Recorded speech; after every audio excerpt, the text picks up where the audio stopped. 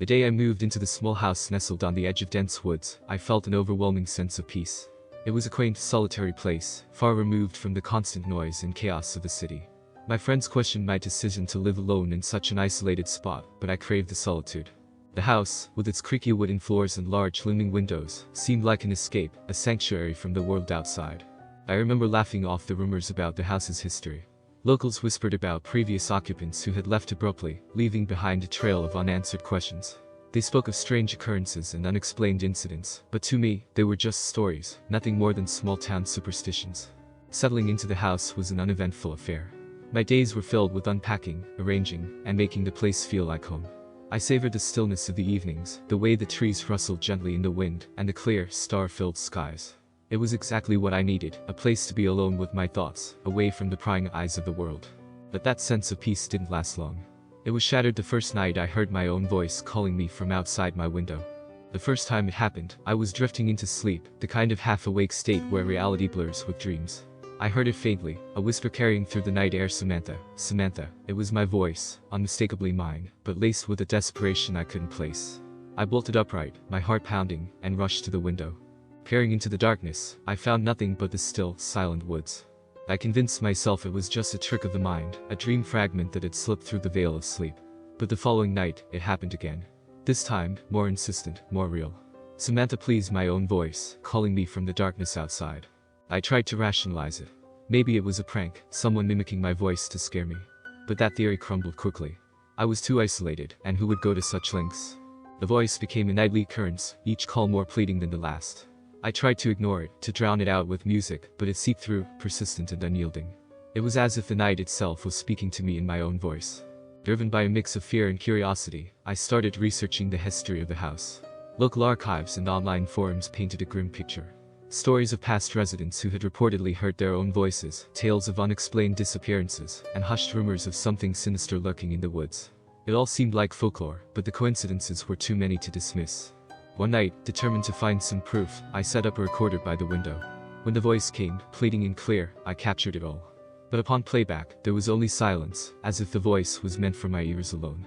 The true horror came when the voice started revealing things about me. Personal details, memories from my childhood, secrets I had never shared with anyone. It was as if it was peeling back layers of my life, exposing my vulnerabilities. I felt trapped, caught in a nightmare that I couldn't wake up from. The house, once my sanctuary, had become a prison.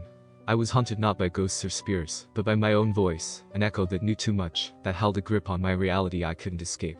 The climax of this terror came one night when I could no longer bear the torment of my own voice beckoning me from the darkness. It was a night when the moon hung low in the sky, casting eerie shadows through the trees. The voice was more insistent than ever. Samantha, come out, please. It was a plea, a desperate call that tugged at the very core of my being. Gathering all the courage I could muster, I decided to confront the source of the voice. I slipped on a jacket, my hands trembling, and opened the front door. The night air was cold, biting at my skin, but I barely felt it. My entire being was focused on the woods, on the unknown that called to me with my voice. As I stepped outside, the voice grew louder, guiding me into the woods. The ground under my feet felt unfamiliar, and the trees seemed to close in around me. My heart raced with every step, a mix of fear and an inexplicable need to uncover the truth. The deeper I ventured, the more disoriented I became. Shadows danced in the corners of my vision, and the woods seemed to warp around me.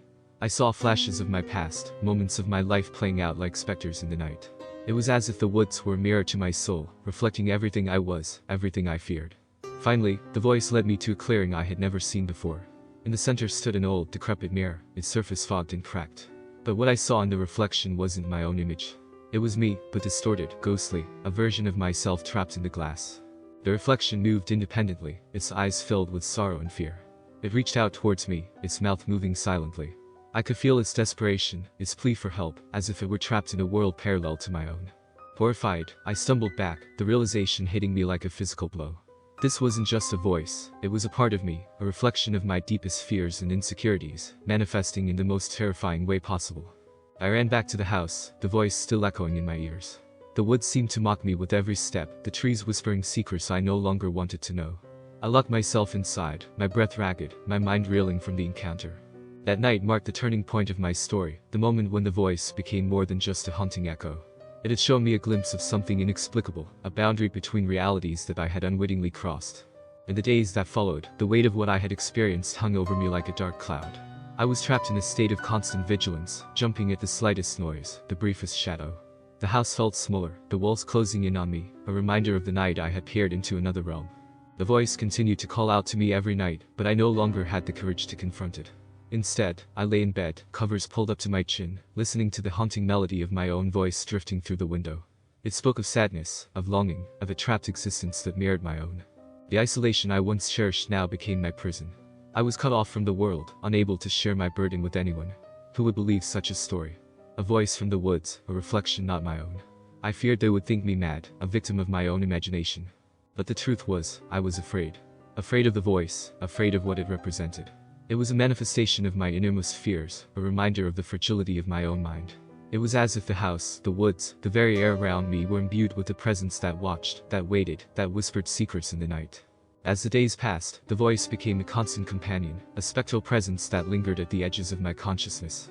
I began to feel a strange connection to it, a kinship born of shared solitude and suffering. It was a part of me, yet separate, a duality that I struggled to comprehend. The house, once a haven, now felt like a cage. I was tethered to it, to the voice, to the mystery that lay in the heart of the woods. I could not leave, and yet I could not stay. I was caught in a liminal space, a twilight zone of my own making. And so, I resigned myself to this new reality, accepting the voice as a part of my existence. It was a haunting melody that played on repeat, a reminder of the unknown that lurked just beyond the veil of the ordinary. The voice, my voice, was both a tormentor and a companion, a symbol of the unresolved mysteries that lay hidden in the shadows of the world. As I write this, the voice calls out to me again, its tone different this time. It whispers of things yet to come, of secrets yet to be revealed. It is a never-ending cycle, a loop that binds me to this place, to this experience. I have come to realize that some mysteries are not meant to be solved, some voices not meant to be silenced. They are part of the tapestry of our lives, woven into the fabric of our existence. And so, I listen to the voice, my voice, echoing in the dark, a haunting reminder of the thin line between reality and the unknown. The resolution to my story is not one of closure or understanding, but of acceptance and enduring mystery. Night after night, I sit by the window, listening to the voice that is mine yet not mine, echoing from the depths of the woods. It has become a ritual, a part of my existence in this isolated house. I have stopped searching for answers. The archives, the local stories, the online forums, they no longer hold any allure for me. The truth, if there is one to be found, is beyond my grasp, shrouded in the shadows of something far greater and more incomprehensible than I can imagine. The voice, my nightly visitor, continues to evolve. Some nights it's a whisper of comfort, a soft murmur in the darkness. Other nights, it's a cry of despair, a reflection of the loneliness and isolation we both share. It speaks of sadness, of loss, of a yearning for something just out of reach. I've come to see the voice as a mirror, not just of myself, but of the human condition. It speaks to the part of us that yearns for connection, for understanding, for a place in the world. In its echoes, I hear the universal fears and hopes that bind us all. My friends from the city have stopped calling. They don't understand why I stay, why I can't just leave this place behind. But how can I explain that I am bound to this house, to the voice, to the mystery that envelopes both? It's a bond that defies logic, a connection that transcends the physical world. As I write this, I realize that the story I am living is not just my own. It's a tale as old as time, a narrative of the human struggle against the unknown, the unexplained. The voice outside my window is but one manifestation of this eternal quest for meaning in a world that often offers none. And so, I accept my fate. I live with the voice, with the nightly calls that remind me of the mysteries that lie just beyond our understanding. It's a reminder that some things are beyond our control, beyond our comprehension. The story doesn't end here. It continues each night, a never-ending cycle of call and response between me and the unknown.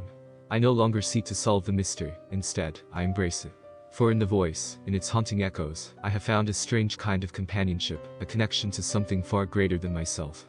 And perhaps, in the end, that is all we can hope for, to find our place in the mystery, to accept the unknown and find solace in the echoes of our own voices, calling out in the darkness.